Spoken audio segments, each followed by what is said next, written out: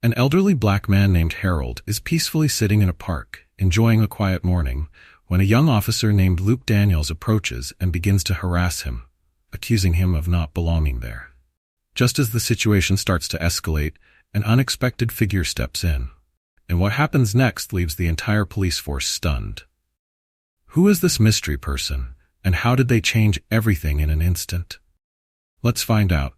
But before we dive into the story, let us know where you're watching from today, and if you enjoy stories like this, don't forget to subscribe.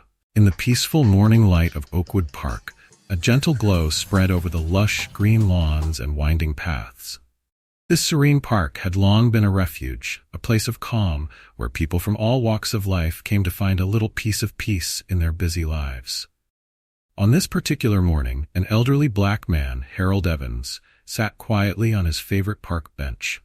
In his late 70s, Harold had become something of a fixture in the community. With silver hair cropped close and a neatly pressed shirt tucked into his well-worn slacks, he looked like he belonged right there, a man fully in sync with his surroundings. Harold's hands, calloused and worn from a life of hard work, cradled a steaming cup of coffee. The rich aroma mixed with the scent of dewy grass and blooming flowers created a gentle symphony of scents that complemented the tranquil atmosphere. Beside him lay his trusted wooden cane, its handle polished smooth over the years. Harold took a deep breath, savoring the simple pleasure of the morning air, the gentle chirping of birds, and the warmth of the sun beginning to climb into the sky. This daily ritual, sitting with his coffee and reading the paper, was more than a habit for Harold. It was a moment of reflection, a time for him to collect his thoughts. He opened his folded newspaper across his lap, letting the sunlight catch the silvery highlights in his hair. For Harold, this park was more than a public space. It was a slice of history, a sanctuary he had helped design and nurture into a place of beauty and unity over decades. Not far from Harold's bench, partially hidden by the blooming branches of a dogwood tree, another man observed the scene. Dressed casually, the onlooker seemed at first glance to be just another early riser, enjoying the quiet of the morning. However, his intense focus on Harold suggested he wasn't just there by chance. The observer's eyes were sharp, taking in every detail of Harold's posture and movements, almost as if he was waiting for something to happen. As Harold continued with his morning routine, nodding politely at joggers and dog walkers who passed by, he remained blissfully unaware of the figure watching him from the shadows. The silent observer's presence seemed to cast a shadow over the park, hinting at an unseen tension, like a brewing storm that hadn't yet made itself known. But for Harold, it was just another morning, a small, precious slice of normalcy and peace in his beloved community. He smiled as he turned another page of his newspaper, not knowing that his quiet morning was about to be shattered in an unexpected and jarring way. As the morning in Oakwood Park continued peacefully, a sudden disruption broke the calm. A young officer, sharply dressed in a crisp uniform, strode purposefully through the park's well-worn paths. His badge glinted under the sun, and his gaze was one of focused determination. Officer Luke Daniels was new to the force and eager to prove himself. With a sense of duty that sometimes outpaced his judgment, he scanned the park, his gaze finally settling on Harold Evans. Daniels watched Harold for a moment, his eyes narrowing in suspicion. To him, the sight of an elderly black man sitting alone on a park bench seemed, somehow, out of place. Unbothered by the familiar morning scene around him, Daniels saw only what his assumptions allowed, and those assumptions were about to drive him to a decision he would soon regret. Harold, sensing someone approaching, looked up from his newspaper just as Daniels came to a stop in front of him. His curiosity shifted into mild concern as he took in the officer's intense expression. "Good morning, officer," Harold greeted politely, his voice calm and steady. Daniels, however, did not return the pleasantry. Instead, he squared his shoulders, speaking in a tone that bordered on confrontational. "Sir," Daniels began, his voice firm, "what are you doing here?" Harold blinked, surprised by the question. "I'm just enjoying my coffee and reading the paper," he replied, holding up the paper as if to prove his point. Daniels didn't ease up. "This is a residential area," he said, his gaze narrowing. "Do you live around here?" Harold felt a tightness in his chest, an all too familiar feeling he'd experienced more times than he could count. He took a measured breath, keeping his voice steady as he responded. "Yes, officer, I've lived just a few blocks away on Maple Street for over 30 years. Instead of accepting Harold's answer, Officer Daniels crossed his arms, his posture becoming more assertive. "I've never seen you around before," he pressed, his tone laced with doubt. "Do you have any way of proving you live here?" A heavy silence hung in the air. Harold felt the familiar ache of frustration and anger rise within him. He hadn't expected to be questioned or challenged, just for sitting in his own neighborhood park. Keeping his composure, he set down his coffee cup and looked Daniels directly in the eye. "Officer," Harold said evenly, "I've been coming to this park every morning for decades. I don't know what proof you expect from me, but I assure you I belong here." Daniels scoffed, a hint of a sneer appearing on his face. "Listen, old man," he said, his voice harsh. "I don't have time for games. If you can't prove you live here, then you need to leave." A flicker of anger passed through Harold's eyes. Years of experience had taught him how to remain calm under pressure, but this was testing him. Slowly, he folded his newspaper, setting it neatly beside him. Then, with a voice steady yet heavy with meaning, he replied, "I understand you're doing your job, officer, but I think you're mistaken. I am not loitering. I am simply enjoying a public space." Daniels took a step closer, his hand resting on his holster as he loomed over Harold. "I'm not your son," he snapped back. "Now get up and leave, or I'll arrest you for trespassing." Harold's hands began to shake slightly. He reached for his cane, the familiar grip giving him some comfort. He hadn't wanted to use the cane today, but the stress of this encounter was wearing on him. "Officer," he began, voice trembling just enough to be noticeable, "I'm asking to speak with your supervisor. This situation warrants some level-headed attention." But Daniels wasn't in the mood to be corrected. His expression darkened, and he leaned in, his voice dropping to a near growl. "Shut up. You're not the one making demands here." The threat hung in the air, cutting through the peaceful park atmosphere like a knife. Harold's heart began to pound faster, the familiar tightness in his chest intensifying. Bracing himself with his cane, he slowly began to rise to his feet, but Daniels seized him by the arm, gripping him forcefully. "That's it," Daniels barked. "You're under arrest." The sudden movement sent a sharp pain through Harold's shoulder, and his cane slipped from his hand, clattering to the ground. As Harold struggled to stay balanced, his breath came faster, and he felt the weight of the officer's grip tightening painfully. "Please," he gasped, struggling to keep his voice even. "There's no need for this. I'm not resisting." As Harold's words hung in the air, a shadowed figure on a nearby bench finally stirred. The man who had been observing the entire scene unfolded his arms, standing up slowly. His calm, steady gaze fixed on Officer Daniels and Harold, his posture suggesting that he was ready to step in. As Harold winced from the officer's firm grip, the man who had been silently watching from the nearby bench finally rose to his feet. His face was set in a calm, controlled expression, his gaze unwavering as he took measured steps toward the confrontation. This man, Marcus Williams, was a tall figure with salt and pepper hair and an air of authority about him. Dressed in casual attire, he blended easily into the park, but his bearing suggested a lifetime of discipline and responsibility. "Officer," Marcus's voice rang out, cutting through the tension that hung over the scene like a dark cloud. Both Harold and Officer Daniels turned to look at him, momentarily pausing in their tense exchange. Daniels' expression shifted, a flash of uncertainty crossing his face. Recognizing Marcus, he seemed to stiffen, though he kept his grip on Harold's arm.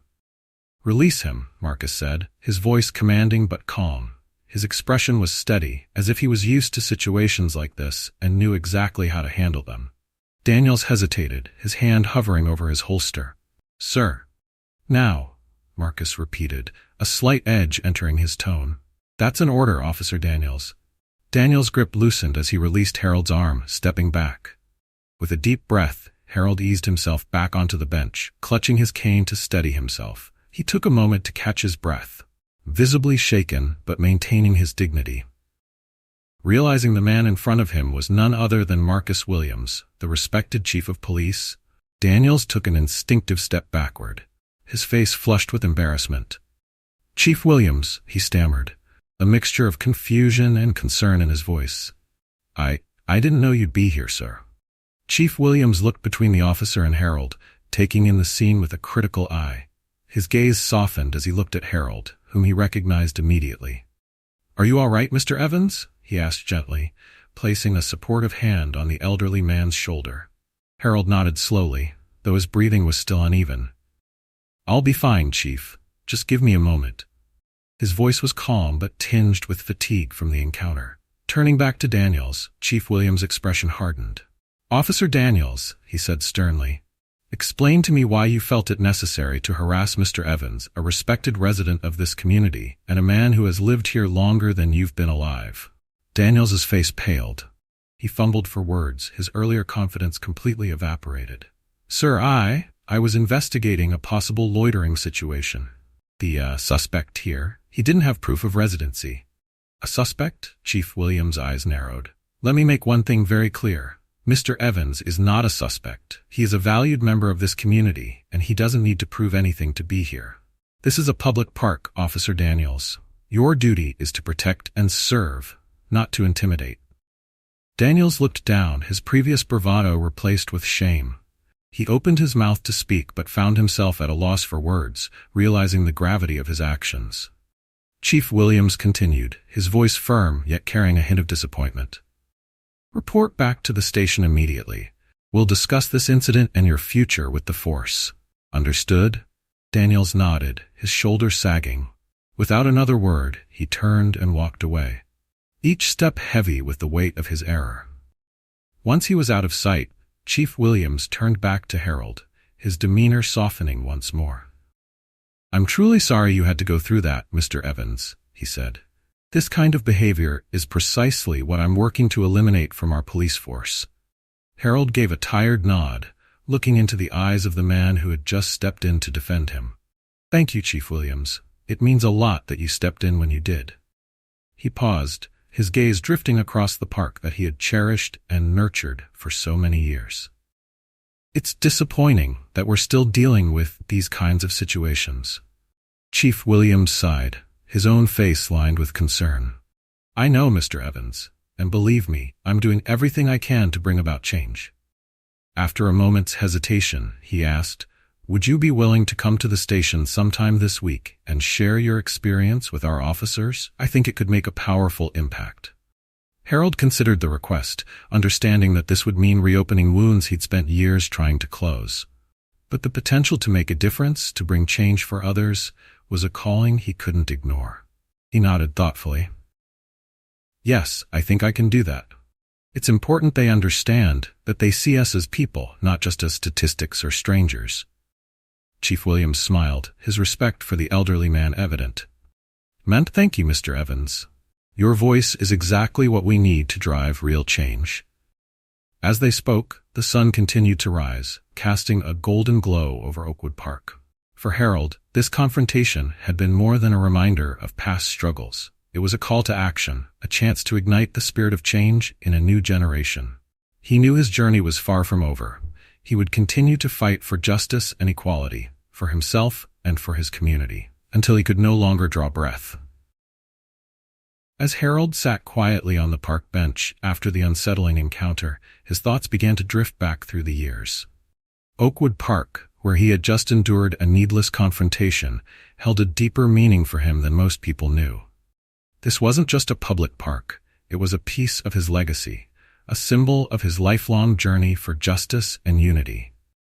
Harold Evans had been born in the 1940s in a modest, single-story house just a few blocks from where Oakwood Park now stretched across the neighborhood. In those days, the area looked very different.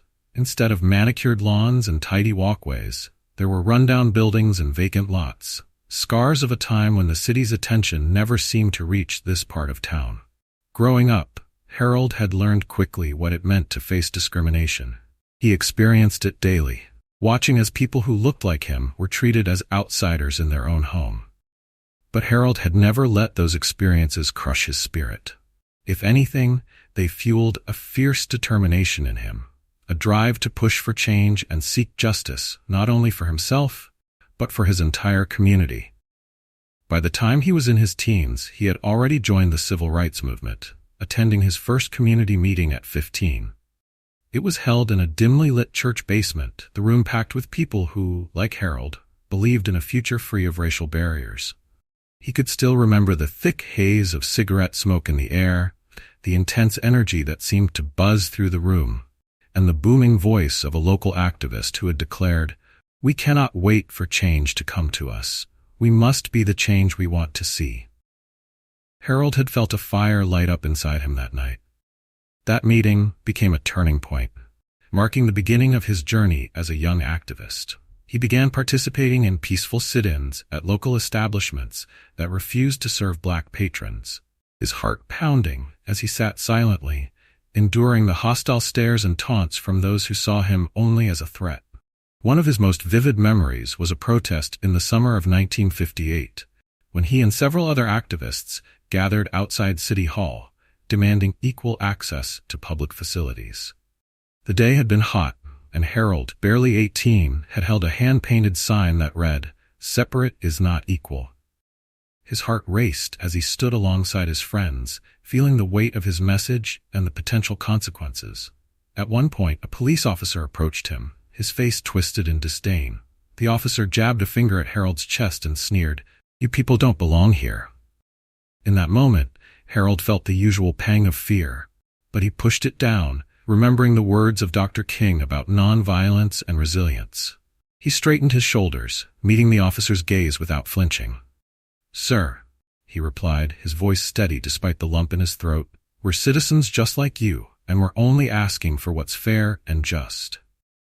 The officer's face had darkened, but something in Harold's calm demeanor had held him back. After a tense moment, the officer had stepped away, muttering under his breath. It was a small victory, but to Harold, it had felt like a monumental achievement, a reminder of the power that came from standing his ground peacefully. As the years went on, Harold grew into a respected leader within the civil rights movement. He organized voter registration drives, led marches, and served as a mentor to younger activists. His tireless efforts had made him a pillar in the community, and when the city finally approved plans to develop a new park in the neighborhood, Harold saw it as an opportunity to bring people together in a way that transcended race and prejudice. In 1965, he had stood before the city council, speaking passionately about his vision for the park. "We have an opportunity here," he'd said, his voice ringing through the packed chamber, "not just to create green space, but to create a place where everyone feels welcome, where children of all backgrounds can play together without a second thought about the color of their skin."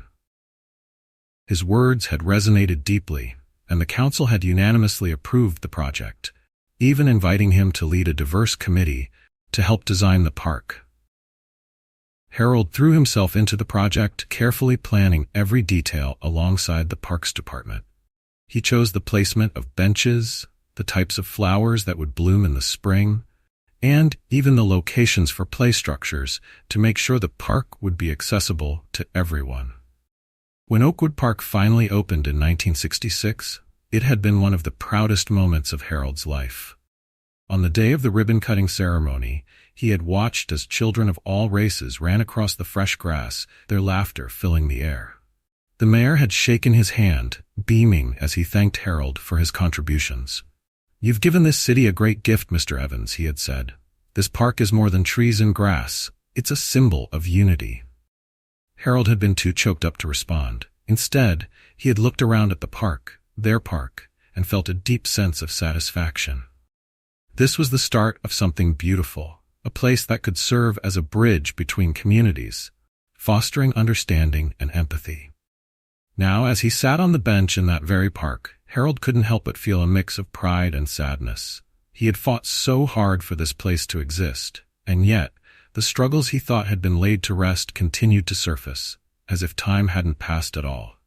But one thing Harold knew for certain: he would never stop fighting for justice. He would carry on, because this park, his beloved Oakwood Park, deserved to be the place he had dreamed it would be. A place of unity, of respect, of hope for a better future. The next morning, as Harold settled onto his favorite park bench with his coffee, He noticed a young woman sitting a few feet away, cradling a baby in her arms. She looked tired but composed, her gaze fixed on the fountain that now bore Harold's name, a recent honor given in recognition of his lifetime of dedication to the community. She seemed deep in thought, her brow slightly furrowed as if carrying a weight that went beyond her years. After a few moments, she turned to Harold with a hesitant smile. "Excuse me," she began, her voice gentle but tinged with uncertainty. "Are you Mr. Evans, the one they named the fountain after?" Harold smiled warmly, nodding. "Yes, that's me. And you are?" "Shanice," she replied, shifting the baby slightly in her arms. "I grew up hearing stories about you from my grandmother. She told me about the work you did for this community, about how you helped build this park. She said this place wouldn't be here without you." Harold chuckled softly, feeling a warm sense of pride. "Your grandmother was kind to say that, Shanice. But it took many hands to bring this park to life. I was just lucky enough to be one of them." Shanice looked down, a thoughtful expression crossing her face. "Mr. Evans, can I ask you something?" She paused, as if choosing her words carefully. "Do you ever feel like things haven't really changed? Like, maybe we've moved forward in some ways, but in other ways, it's like we're right back where we started?"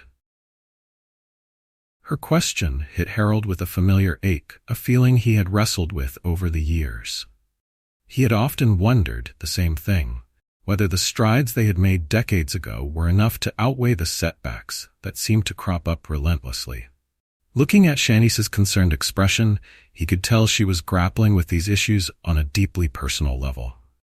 "Shanice," he said slowly, choosing his words with care, "things have changed, but not nearly as much as they need to. We've made progress, but there's still a long way to go. Sometimes it feels like one step forward, 2 steps back, but that doesn't mean we give up the fight. It just means we keep pushing." Shanice nodded, though the worry didn't fade from her face. "Last week, my younger brother Marcus was stopped by the police, right here in the park. They said he looked suspicious. He was just shooting hoops with his friends, Mr. Evans." Her voice trembled slightly as she continued. "I don't want him to grow up feeling like he's not welcome in his own neighborhood." Harold's heart ached as he listened, feeling the familiar burn of frustration mingled with sorrow. He reached out, gently patting her hand. "I know how hard it is, Shanice," he said softly. "But that's why it's up to us, to you and your brother, and everyone in this community, to keep the dream of a better future alive. To demand better and to make sure that everyone sees each other as people, not just as labels or stereotypes."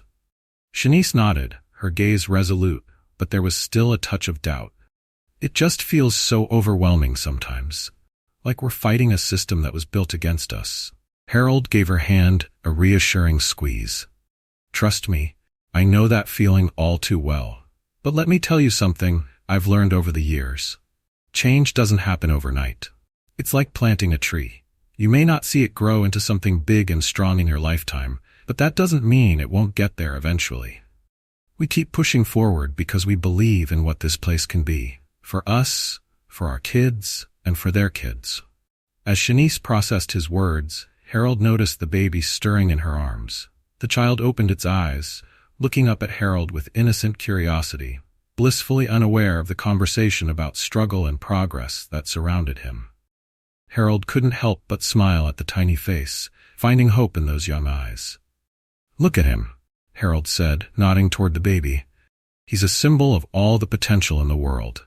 The fact that he can grow up in a place where people of all backgrounds can come together, where kids can play side by side without fear, that's why we fight. We fight so they don't have to." Shanice looked down at her son, her eyes softening. "I want that for him," she whispered. "I want him to grow up feeling safe and proud of where he's from." Harold nodded, his gaze full of understanding. "And he will, because of people like you who care enough to make sure that dream lives on." The two sat in silence for a while, each lost in their thoughts. Shanice, inspired by Harold's words, seemed to hold her head a little higher, the weight on her shoulders a bit lighter.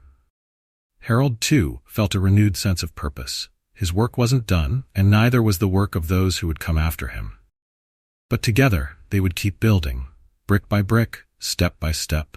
Eventually, Shanice rose to leave, a grateful smile on her face. Thank you, Mr. Evans, for everything, for giving people like me and my son hope. Harold watched her go, feeling both humbled and strengthened by the exchange. He knew that people like Shanice and her brother represented the next chapter in the fight for justice. They would take up the torch, continuing the journey that he and so many others had started all those years ago. As he watched the mother and child disappear into the distance, Harold felt an unbreakable bond to his community and its future. Oakwood Park was not only his legacy, but a living reminder of the struggles and dreams that had shaped his life and the lives of those around him. And in moments like these, he knew that hope would endure, passed down from one generation to the next, like a torch lighting the way forward. Bookmark. A week after the incident in the park, Harold Evans found himself standing outside the local police station, ready to fulfill his promise to Chief Marcus Williams. The encounter with Officer Daniels still echoed in his mind, but today he was here to turn that difficult moment into something constructive. He took a steadying breath, the familiar tightness in his chest replaced by a sense of resolve. As Harold entered the station, he was greeted by Chief Williams, who looked both grateful and serious. "Mr. Evans," he began, extending his hand, "thank you again for agreeing to come here today. Your presence and perspective mean a lot to us." Harold returned the handshake with a firm nod. "I'm glad to do it, Chief. If it helps even one officer see things differently, it'll be worth it." Chief Williams led Harold to a large conference room where rows of officers sat waiting. Some looked curious, others wary, and a few visibly uncomfortable. Harold scanned the faces, recognizing that these officers represented a mix of attitudes. Some might be open to change, while others still clung to old biases. It reminded him of the early days of the civil rights movement, when skeptics were often the hardest to reach, yet the most rewarding to change. Chief Williams introduced Harold, explaining his role in the community and the significance of his visit. "Mr. Evans has been a leader and advocate for our neighborhood for decades. He has agreed to share his story with us today, so we can better understand the impact our actions have on the lives of the people we serve." With that, Chief Williams gestured for Harold to step forward. Harold took a deep breath, feeling the weight of the moment. He started simply, speaking with the warmth and sincerity that had made him such a beloved figure in the community. "Good morning, everyone." Harold began, his voice calm but resolute. "Some of you may know me as the man for whom the fountain in Oakwood Park is named. Others may know me as the old man who was recently questioned in that same park." A slight ripple of discomfort passed through the room, but Harold continued undeterred. "But I'm not here to place blame. I'm here to share a story about our community, about what we've overcome, and about what still needs to change." Harold then began recounting his journey. He spoke about his early years, about facing segregation, and the countless protests and sit-ins he had joined to push for equality. He described how he had stood up to hostility and prejudice, always aiming to bring about positive change without violence or anger. And finally, he told them about his proudest achievement, helping to establish Oakwood Park as a symbol of unity. Creating Oakwood Park wasn't just about putting trees and benches in a field, he said, his gaze sweeping across the room. It was about building a space where all of us, regardless of skin color, could come together and feel at home. For years, it's been a place where families play, where neighbors talk, and where the community feels whole. He paused, letting the officers absorb his words. "But last week, I was reminded that our work isn't finished. As long as people in this community feel singled out or unwelcome in public spaces, we have more to do." One officer near the back shifted uncomfortably, his gaze flicking to his hands, as if unsure of his place in Harold's story. Harold took a step closer, addressing them all directly. "I know it's not easy. I know you all have a difficult job. But I'm here to ask something of you, to see the people in this community not as strangers or suspects, but as neighbors. To remember that your badge isn't just a symbol of authority. It's a promise to protect, to uplift, and to bring us all closer together." The room was silent as Harold finished. Then a young officer in the front row, who had been listening intently, raised his hand. "Mr. Evans," he said, his voice hesitant, I think I speak for a lot of us when I say I didn't realize how much history and meaning Oakwood Park holds. I've walked through it countless times without thinking about what it represents. Harold smiled, nodding at the officer. Thank you for saying that. And I understand, it's easy to see a place as just another part of the landscape. But places like Oakwood Park, places with history, have roots that run deep. If we can all recognize that, maybe we can start seeing each other with fresh eyes. Another officer, a woman in her 30s, leaned forward, her expression earnest. Mr. Evans, what can we do to help bridge that gap? I don't want to be someone who just walks through the park. I want to make a difference. Harold felt a surge of hope at her question. Start by being present, he replied. Walk through the park, yes, but talk to people. Ask them how they're doing. Listen to their stories. Show them that you're there to protect, not to intimidate. Small acts of connection can mean the world to someone who's used to feeling like they don't belong. As he spoke, Harold saw understanding dawning on many faces. This was more than he had hoped for, a chance to plant the seeds of empathy and change right in the hearts of those who held power in the community. After the meeting ended, Chief Williams approached Harold, gratitude clear in his expression. Thank you, Mr. Evans. I think you've opened some eyes today, and that's no small feat. Harold nodded thoughtfully. It's a start, Chief. Real change will take time and patience, but if we keep working together, I believe we'll get there. As Harold left the station, he felt a renewed sense of purpose. His fight for justice was far from over, but with each conversation, each small step forward, he felt the weight lifting, knowing that the future of Oakwood Park and his community was inching closer to the vision he had dreamed of for so long. In the weeks following Harold's impactful visit to the police station, a wave of conversation began sweeping through the community. Harold had sparked a shift in perspective among the officers, but his true goal was to inspire the people themselves, especially the youth, to continue the fight for justice and equality. He reached out to a few community members he knew well, young people like Shanice and her brother Marcus, who had the passion and drive to make lasting changes. One sunny Saturday morning, Harold gathered a small group of young residents at the community center.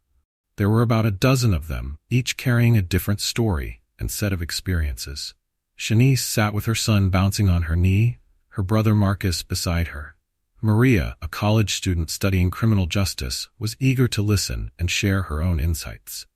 Tyler, a young man from the neighborhood who had grown up mostly unaware of the issues faced by his neighbors, had come to learn and understand. Harold smiled as he looked out over the group, feeling both proud and hopeful. Thank you all for coming, he began, his voice warm and encouraging. I know each of you has seen what's happening in our community, the good, the bad, and the room for improvement. I wanted to gather you all, because you are the future leaders of this community. The work that's been started over the years, the fights we've fought, it's now up to you to carry those efforts forward. Shanice nodded, her eyes bright with determination. Mr. Evans, we want to make a difference, but sometimes it feels like the obstacles are just too big. How can we make real change? Harold chuckled softly, hearing the same question he had asked himself many times over the years. I understand exactly what you're feeling, he said. The truth is, change often feels overwhelming. But real change isn't about a single big moment. It's a series of small, consistent actions. And each of those actions, no matter how small, brings us closer to the future we want to see. As he spoke, Harold saw the young faces around him reflecting a mixture of hope and uncertainty. Marcus leaned forward, his expression serious. But Mr. Evans, what about people who don't want to change? People like Officer Daniels, who think they're just doing their job but end up harming others? Harold placed a comforting hand on Marcus's shoulder. It's true, not everyone will change. Some people will resist until the very end, but others, like Officer Daniels, might surprise you. Sometimes all it takes is one experience, one meaningful connection, to open their eyes. The work we're doing here, it's about creating those moments of connection. Maria spoke up next, her notebook in hand as she scribbled notes. So, what's the next step? How can we take what we're discussing here and make it real? Harold's gaze moved over each of them, and he nodded, pleased by their energy. We start with the Bridge Builders program, a project that will unite different generations, backgrounds, and perspectives across the community. Shanice, Marcus, Maria, and Tyler, I want each of you to take on roles in this program. You'll be the voices of change. He went on to describe the various aspects of the program. Shanice would lead a series of workshops about understanding your rights and navigating interactions with law enforcement, an area she knew was deeply important after her brother's recent experience. Marcus would organize a mentoring program for at-risk youth, hoping to keep young people in the community out of trouble and on the right path. Maria would use her background in criminal justice to help review and suggest policies to improve police-community relations. Tyler would work on community events to foster understanding between different groups within the neighborhood. Each role was tailored to the strengths and experiences of the young leaders, and Harold could see the spark of inspiration lighting up in their eyes as he spoke. They were ready to take on the responsibility, to step forward and carry on the work he had started all those years ago. After the meeting, Shanice lingered behind, her son fast asleep on her shoulder. She looked at Harold with a gratitude that went beyond words.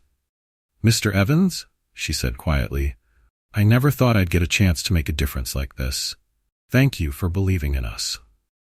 Harold smiled, feeling the weight of his years softened by the hope that radiated from the young woman before him. "Shanice, you and the others are the reason I still believe in change. I know that you'll all take this work further than I ever could." As he watched her leave, Harold felt a deep sense of peace. His legacy wasn't just about Oakwood Park or the countless battles he had fought. It was about the seeds he had planted in the hearts of young people like Shanice, Marcus, Maria, and Tyler. Young people who would carry the torch and fight for justice in ways he had only dreamed of. The next chapter of change had begun, and Harold knew it was in good hands. When a seasoned activist inspires a new generation, the future is no longer a distant hope, but a movement gaining momentum right before our eyes. What would you fight for to build a better world? As the Bridge Builders program began to take shape, a ripple of excitement and purpose spread through Oakwood Park and the community beyond. Each week, the young leaders, guided by Harold's wisdom, held meetings, events, and workshops that brought people from different walks of life together in ways the town had rarely seen. People who had never before spoken to each other found common ground, sharing stories and listening with an openness that seemed to breathe new life into the neighborhood. One Saturday, Shanice held her first Know Your Rights workshop at the community center. The turnout exceeded all expectations, with young people, parents, and even a few local police officers in attendance. Shanice stood at the front of the room, her son playing quietly beside her, as she spoke about the importance of staying calm during encounters with law enforcement, knowing your legal rights, and how to handle challenging situations with dignity. The questions came quickly, some from people who had experienced discrimination firsthand, others from those simply hoping to learn how to support their neighbors. Officer Daniels, who had been invited by Harold to observe, listened intently from the back of the room. At one point, a young man raised his hand, sharing a recent experience he'd had with a police officer who had questioned him without cause. "Sometimes it feels like it doesn't matter what we say or do," he admitted, frustration evident in his voice. "They just see us as trouble before we even open our mouths." Shanice took a deep breath, her expression thoughtful. "I know how that feels," she said gently. "But I want all of us to remember that we're here to change that narrative. By standing up for our rights, by showing our strength and unity, we're creating a world where they'll have to see us for who we are. And we're not alone. We have allies who want to help make that change happen." As she spoke, her gaze drifted to Officer Daniels. Catching her eye, he gave a small nod of acknowledgement, as if to say he understood. He may have been a hesitant ally, but even his presence was a symbol of progress. Each small interaction, every bit of understanding, was a step forward. A quiet victory in a world where the loudest battles were often fought in silence. Meanwhile, Marcus launched his mentorship program, gathering young men and women from the neighborhood at Oakwood Park. They met each Saturday to play basketball, share stories, and discuss life goals. For many of the teens who joined, the program quickly became a lifeline, a place to feel seen and heard.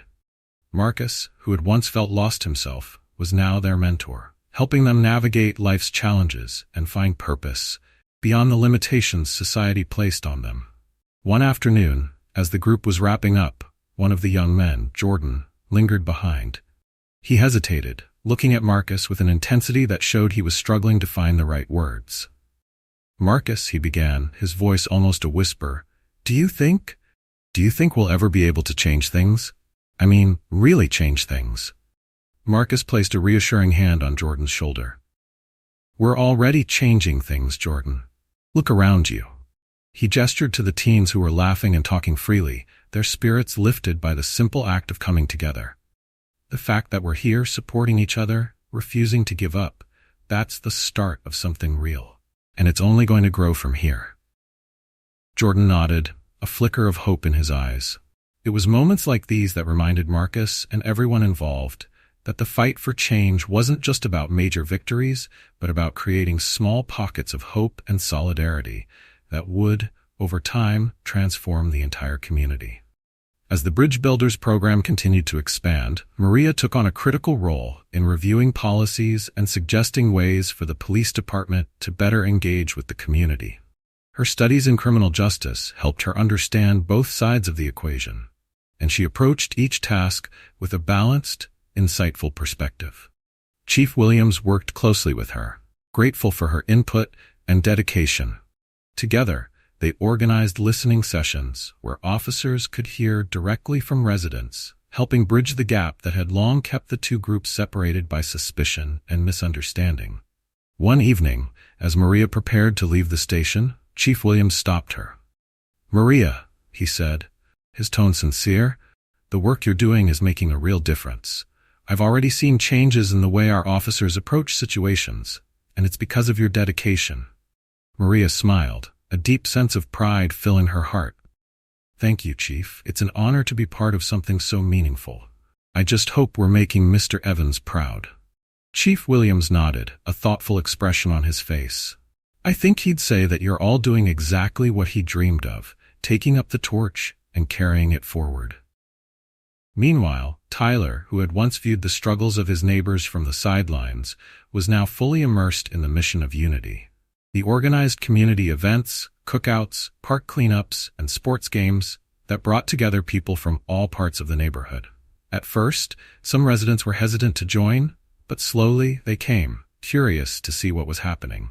With each event, more barriers broke down, and the community became more than just a collection of individuals. It became a family. One sunny afternoon, Harold attended a picnic Tyler had organized.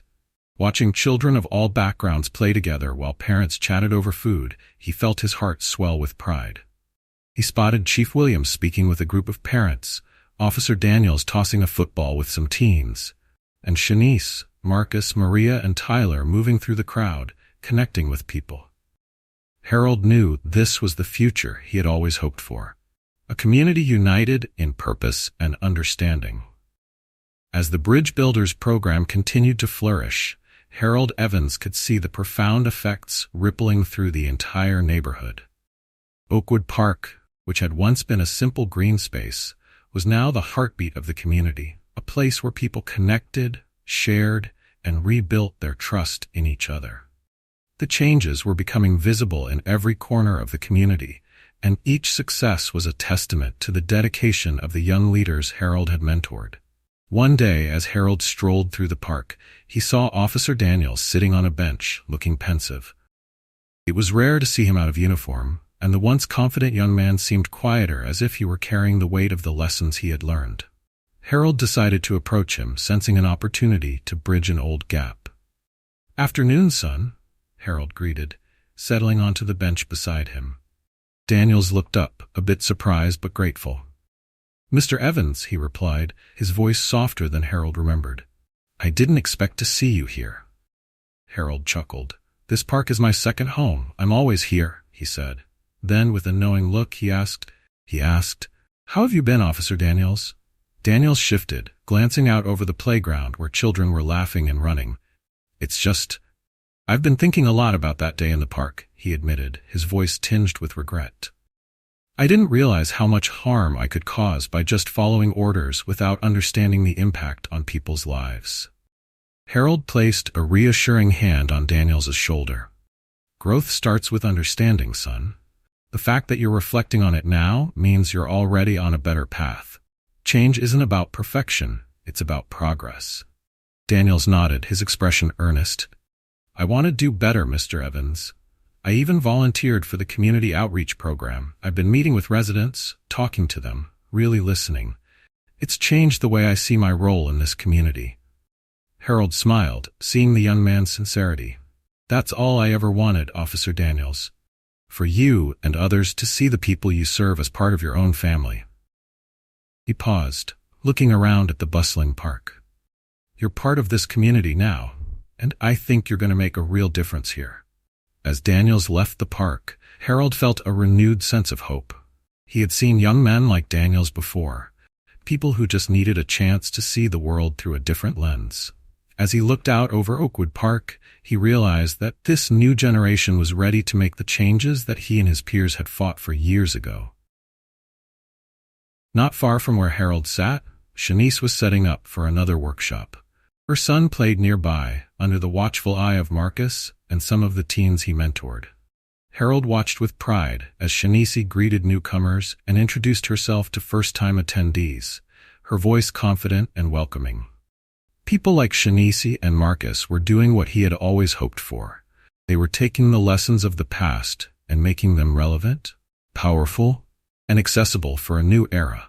Later that afternoon, Marcus approached Harold with a thoughtful expression. Mr. Evans, he said, sitting down beside him, I wanted to thank you. I've been able to connect with so many people through this program, people I never thought I'd have anything in common with. Harold smiled, his gaze steady. That's what community is about, Marcus. Finding common ground, lifting each other up, even when the path isn't always clear. Marcus nodded, his eyes shining with respect. I want to keep doing this, Mr. Evans. I want to make this program bigger and bring it into the schools and the youth centers, maybe even start something similar in other neighborhoods. Harold placed a proud hand on Marcus's shoulder. Then that's exactly what you should do. I may have started this journey, but it's people like you who will carry it forward. Take it wherever it needs to go. Watching Marcus walk away, Harold felt the warmth of pride mixed with a sense of purpose. His work, it seemed, had planted roots deeper than he could have ever imagined. The Bridge Builders program was no longer just a local effort. It was becoming a model for what a united community could achieve. With each passing day, Harold watched his young leaders transform Oakwood Park into a space of unity and acceptance. And he knew that while there would always be challenges, he could trust this new generation to face them with courage, empathy, and strength.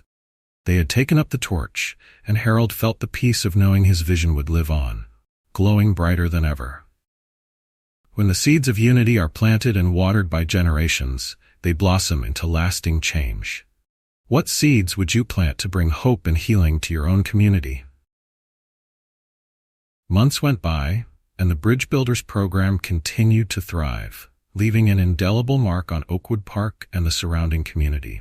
What began as a small local effort had blossomed into a movement that drew attention from neighboring communities, even sparking conversations among city officials about how to implement similar programs across the region. Harold Evans watched with deep pride as the young leaders he'd mentored carried his legacy forward with a passion that rivaled his own. One bright morning, the community gathered for a special ceremony at Oakwood Park. A plaque had been commissioned to honor not only Harold, but also the work of the Bridge Builders program, the young leaders, and everyone who had come together to make the park a symbol of unity and change. Harold had been invited to speak, and as he stood before the crowd, he saw familiar faces: Shanice, Marcus, Maria, Tyler, Chief Williams, Officer Daniels, and dozens of other residents, each one carrying a piece of the park's legacy in their hearts. Clearing his throat, Harold began, his voice steady yet filled with emotion. Today I stand before you humbled and grateful, not only for this honor, but for the chance to witness the incredible transformation of our community." He paused, letting his words sink in. This park, it was built to be a place where all of us could come together, a place to bridge our differences and find strength in our diversity. And today, looking at all of you, I know that dream is coming true. He continued, his voice resonating with the warmth and wisdom that had guided him through decades of advocacy. Each one of you represents a piece of that dream, a testament to what happens when we work together, when we listen, and when we choose to build bridges instead of walls. This park, Oakwood Park, is our promise to each other and to future generations that change is possible, that unity, even in the face of adversity, is possible. The crowd erupted into applause, and Harold's heart swelled with gratitude. After the ceremony, he was approached by Chief Williams and Officer Daniels, both of whom had come to recognize the importance of Harold's legacy on a personal level. Daniels, looking more composed and confident than Harold had ever seen, extended a hand to him. "Mr. Evans," Daniels began, his voice sincere, "thank you for believing in me, even when I didn't deserve it. Because of you, I've learned what it really means to serve this community. I'm no longer just enforcing laws, I'm here to help build trust."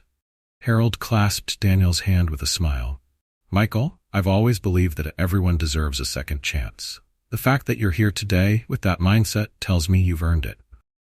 Chief Williams, standing beside them, nodded. "Harold, I can't thank you enough. You've given our officers and me a new perspective on what policing can be.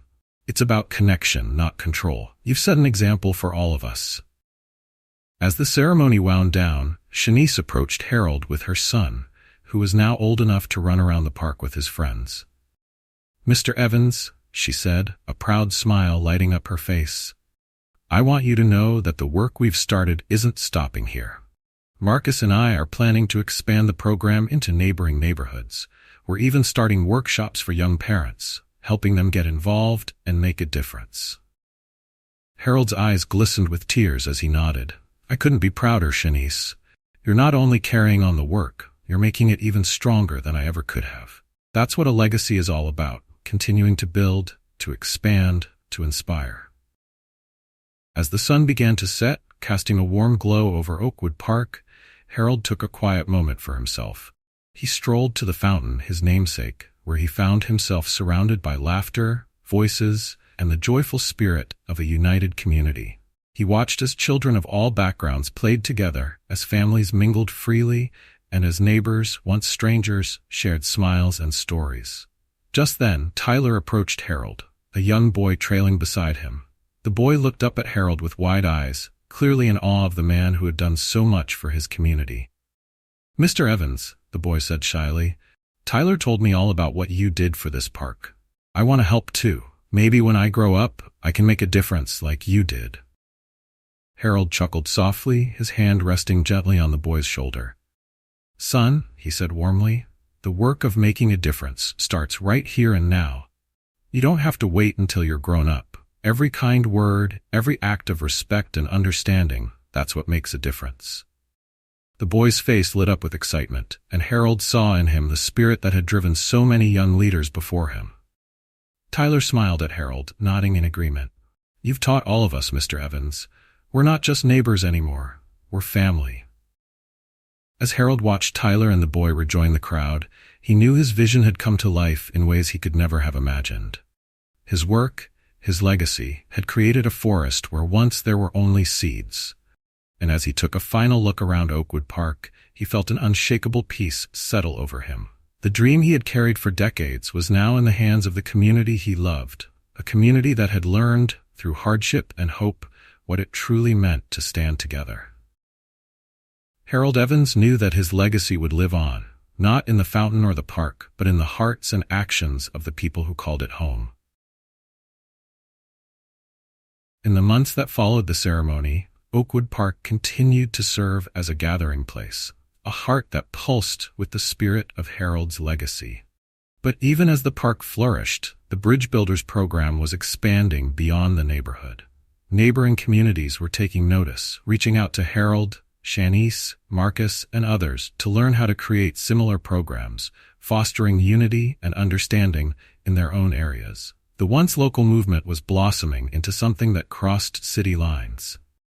One spring morning, as Harold walked along the familiar park paths, he was joined by Chief Williams. The chief, who had become a close friend and partner in Harold's mission, looked over the park with a deep sense of pride and satisfaction. "Harold," Chief Williams began, his voice contemplative, "I don't think I've ever seen this community as united as it is now, and I've been here a long time." Harold nodded, his face lighting up with a contented smile. "It's more than I ever could have dreamed. But the credit isn't mine alone, Chief. It belongs to everyone who believed in what we were trying to do." Chief Williams paused, looking down thoughtfully. "You know, there's talk of creating a permanent role for community liaisons within the police force, people who will work full-time on building relationships and understanding between our officers and residents." Harold's eyebrows raised in surprise. "That's incredible news, Chief. I can't think of a better way to keep the momentum going." "Actually," Chief Williams continued with a grin, "we were hoping you'd consider serving as an advisor for the first year. It would be an honorary position, but we'd love for you to share your experience and help us train the new recruits." Harold chuckled, a twinkle in his eye. "You know, I can never say no to an opportunity to talk about community." He extended his hand. "I'd be honored, Chief."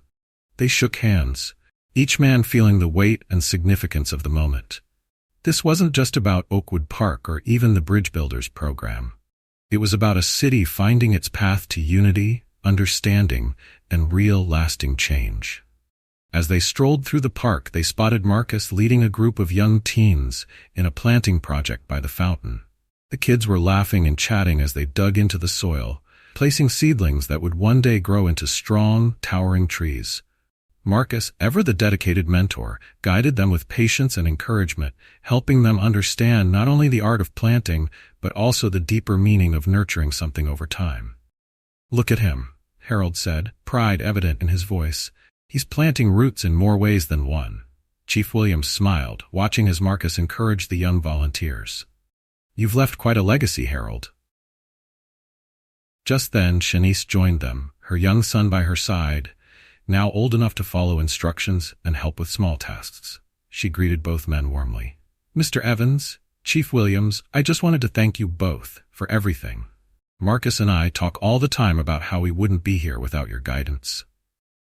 Harold shook his head with a humble smile. "Shanice, you and Marcus are exactly what this community needed. You've taken this dream and made it into something I could only hope for. You're the future leaders, taking this work further than I ever could." As they stood there, a sudden round of applause broke out from across the park.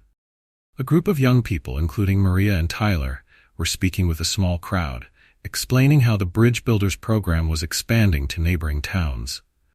Parents and teens alike listened with interest, many nodding in agreement, their faces bright with hope. Harold watched the scene, his heart swelling with pride. These were his people, his community, carrying forward the ideals he had fought so long to instill. His dream was now a shared reality, woven into the fabric of the community itself. Chief Williams turned to Harold one last time. "You know, Harold, they're thinking of renaming the park after you, to honor everything you've done." Harold chuckled, shaking his head. "No need for that, Chief. Oakwood Park isn't just about me, it's about all of us. Let it remain as it is, a reminder that this place was built by everyone's hands, not just mine." Chief Williams nodded, understanding the sentiment. "I think that's exactly what makes you such a legend, Harold." As the sun began to set over Oakwood Park, Harold took a final look around, knowing that his legacy would live on, not in a name or a plaque, but in every face he saw, in every voice lifted in unity, and in every child who grew up knowing they belonged. With a deep breath, Harold left Oakwood Park that evening, feeling a profound sense of peace. He knew that whatever the future held, the seeds he had planted would continue to grow, nurtured by the hands of a community that understood the true meaning of strength, resilience, and unity. Years went by, and Harold's legacy in Oakwood Park continued to flourish. The community he had fought to unite grew even stronger, with every generation passing down the values of unity and respect he had instilled. The Bridge Builders program became an integral part of life in the neighborhood, connecting people from all walks of life and reminding them that true community was about lifting each other up. One warm summer afternoon, Shanice, now a seasoned leader in the community, organized a Generations Day event at the park to celebrate Harold's vision and everything it had inspired. The park was alive with activity. Families spread out on picnic blankets, teenagers played basketball on the refurbished courts, and elders shared stories of the past under the shade of old oaks.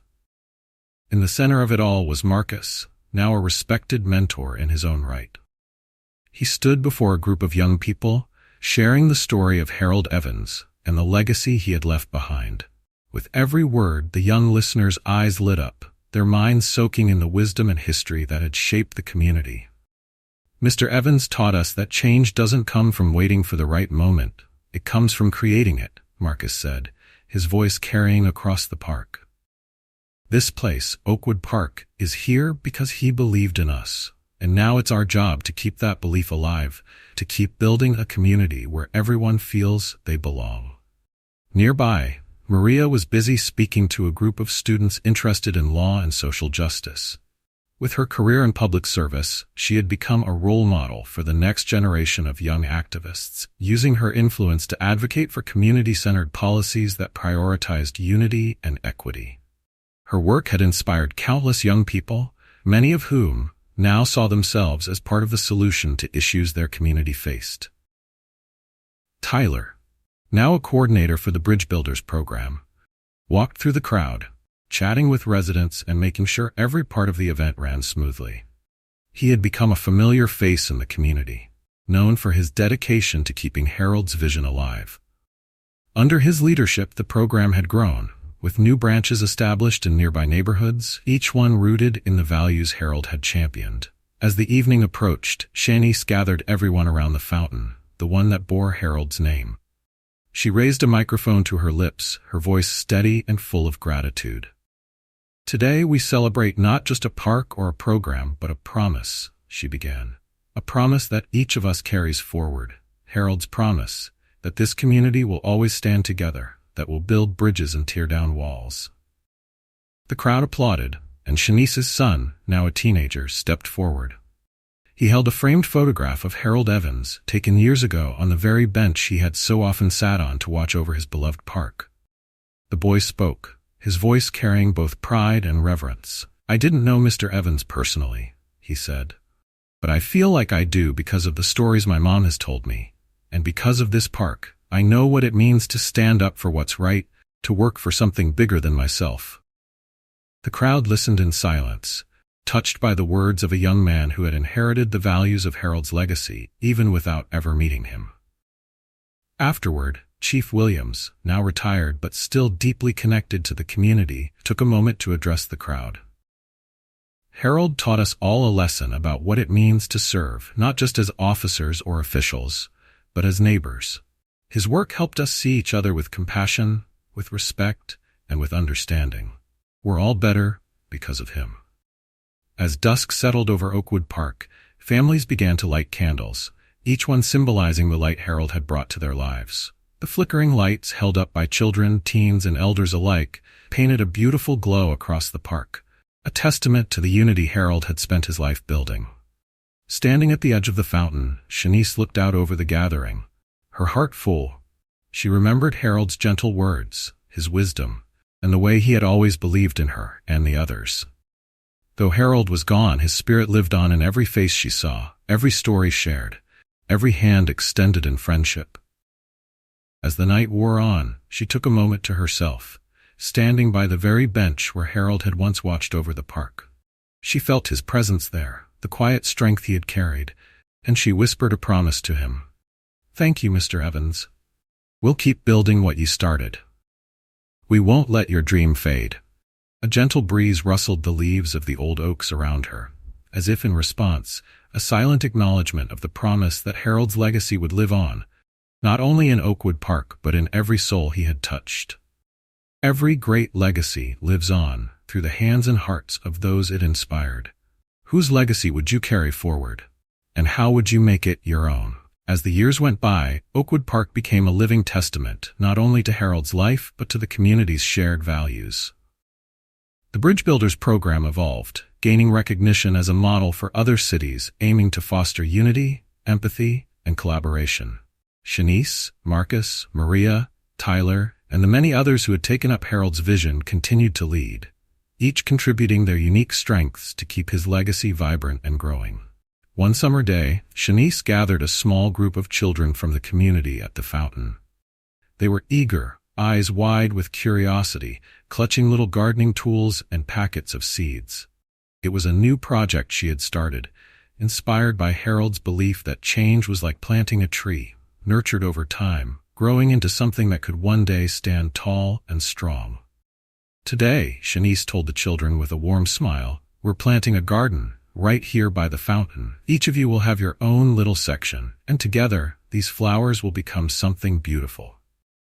The children listened intently, some bouncing with excitement, others watching with quiet curiosity. Shanice handed out the seeds, each one symbolic of Harold's legacy: hope, respect, resilience.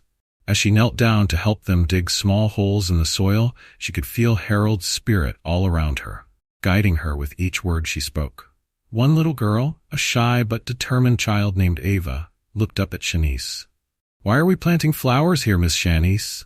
she asked softly, her brow furrowed in concentration. Shanice smiled, remembering a similar conversation she'd had with Harold years ago. "Because, Ava," she explained, "these flowers are like our community. When we take care of them, they grow strong and beautiful. Just like us, they need a little love, a little patience, and a lot of sunshine." As the children planted their seeds, Shanice thought about her own son, now a young man helping to lead mentorship programs and advocating for unity, just as Harold had taught them. She felt the same pride Harold had once expressed when she and Marcus began their journey. Now it was her turn to pass down his teachings, to show the younger generation that their roots could be as deep and resilient as the park's towering oaks. Elsewhere in the park, Marcus and Tyler had organized a small basketball game with teens from different neighborhoods, including some who had been through tough times and were looking for a sense of belonging. As they played, laughter filled the air, with Marcus encouraging each player, treating every basket made as a personal victory for the team. Tyler cheered them on, sharing stories of Harold's belief that everyone deserves a second chance and that everyone has something to offer. Maria, who had risen to a role in local government, was now advocating for increased community engagement programs based on the success of the Bridge Builders initiative.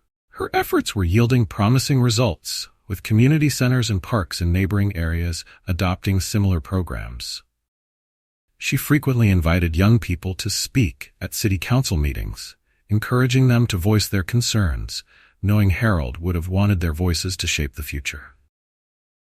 In the heart of it all was Oakwood Park, now thriving with activity. Families gathered around picnic tables, friends met under the shady oaks, and children played on the playground that had once been a distant dream.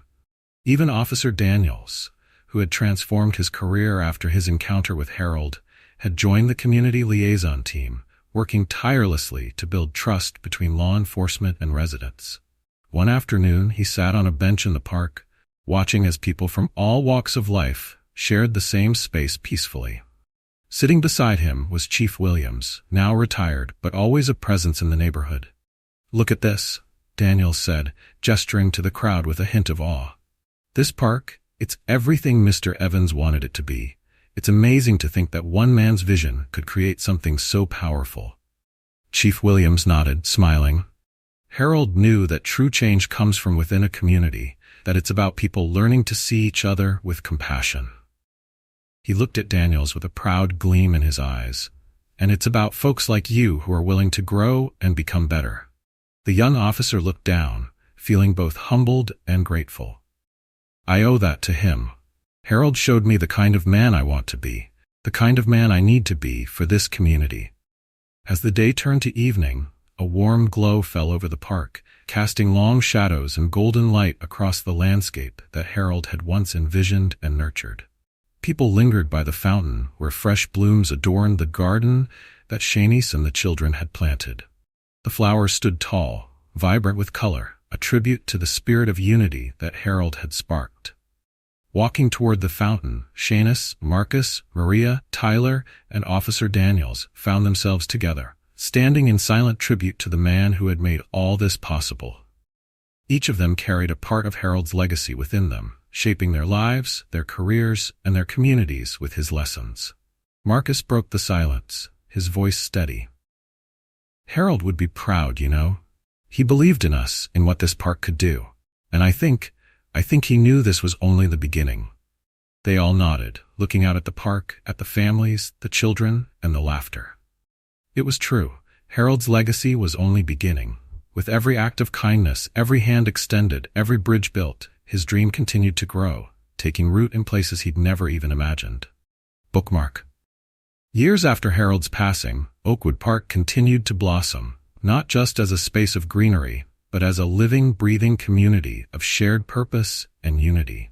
The park's transformation became a model for neighboring cities and towns, who sent community leaders to study the Bridge Builders program and witness the results of Harold's lifelong vision.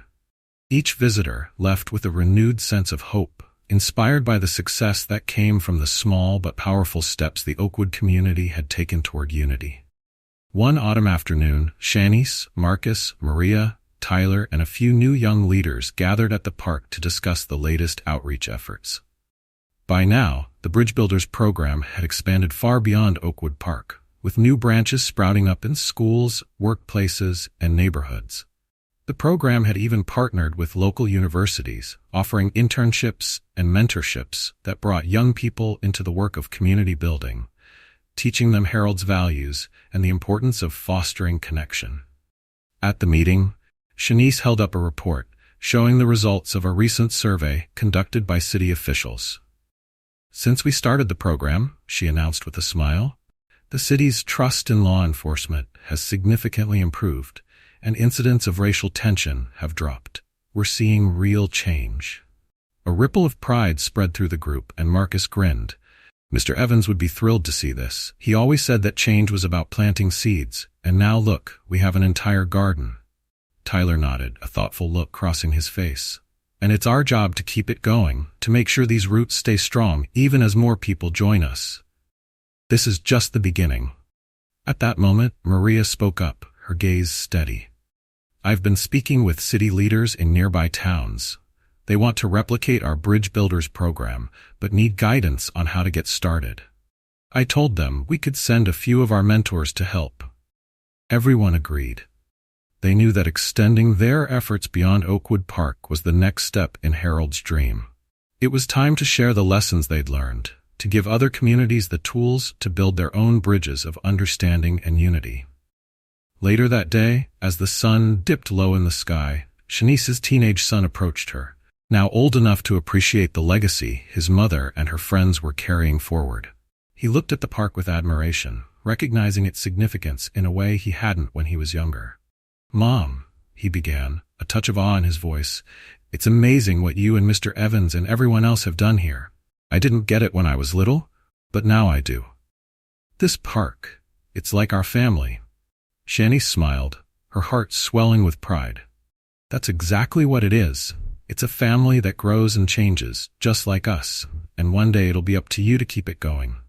Her son nodded thoughtfully, his gaze fixed on the fountain dedicated to Harold Evans. "I want to help, Mom. I want to be part of it, like you and Mr. Marcus and everyone." Shanice reached out and placed a hand on his shoulder. "Then you're already a part of it. Every kind act, every effort to include others, every step you take to lift up someone else, that's all part of this legacy. It doesn't take a title or a program to carry it forward. It takes heart." Nearby, Maria, Tyler, and Marcus listened, their faces reflecting the pride and hope they felt for the younger generation. They, too, understood that the torch had to be passed, and that each young person who came forward was another chance to keep the vision alive. As evening settled in, the group lit candles, gathering around the fountain to honor Harold's memory and reaffirm their commitment to his vision. This had become a tradition, an annual celebration of Harold's legacy, where community members came together to reflect on their progress, to share their dreams, and to recommit to the work that lay ahead. The candle's warm glow danced across their faces, casting a peaceful light over Oakwood Park. Marcus took a deep breath, his voice carrying a quiet reverence. "We've come so far, and there's still a long way to go. But because of Mr. Evans, we know exactly where we're headed." One by one, each person made a silent promise, a personal vow to continue Harold's legacy in their own unique way. For Shanice, it was leading more workshops to teach young people their rights and responsibilities. For Maria, it was pushing for policy changes that would protect the vulnerable and uplift the voiceless. For Marcus, it was mentoring the next generation, giving them a safe place to grow and thrive. And for Tyler, it was organizing gatherings that brought together people of every background to celebrate their shared humanity. As the candles flickered, the memory of Harold Evans seemed to fill the air, a reminder that even the smallest seeds of kindness and unity could grow into something extraordinary. The ceremony ended, but the work continued, each person leaving the park with a renewed sense of purpose. Oakwood Park stood as a testament to Harold's life and legacy, a living promise that unity was possible, that hope was renewable, and that change, no matter how small, could echo for generations. This story serves as a powerful reminder of the impact one person can have on an entire community. Elijah Brooks, through a life dedicated to unity and resilience, transformed a park into a symbol of peace, healing, and hope. His journey reveals that small acts of kindness and steadfast dedication can build a legacy that inspires generations. The respect and admiration he earned came not through grand gestures, but through consistent, humble efforts to foster understanding and inclusion. Elijah's story teaches us that even the quietest voices can create lasting change. By challenging assumptions and standing up for what's right, he proved that unity is possible, even when obstacles seem insurmountable. In a world often divided by prejudice, Elijah's legacy reminds us of the power of empathy, patience, and courage. This story also shows the importance of giving back to one's community and leaving it better than we found it, planting seeds of kindness that continue to grow long after we're gone. In our daily lives, it's easy to feel as though our actions don't make a difference. But Elijah's story reminds us that even the smallest gestures of respect, inclusion, and understanding can create ripples that transform the lives of those around us. And as we look to those who will come after us, may we all strive to leave a legacy of unity, compassion, and hope. If you found this story inspiring, please let us know by commenting one below. And if it touched you deeply, drop a 2. We'd love to hear your own stories about how you've made a difference or been inspired by others. Don't forget to subscribe to our channel so you won't miss any of our upcoming stories filled with hope and inspiration. And please, share your thoughts about this story in the comments below.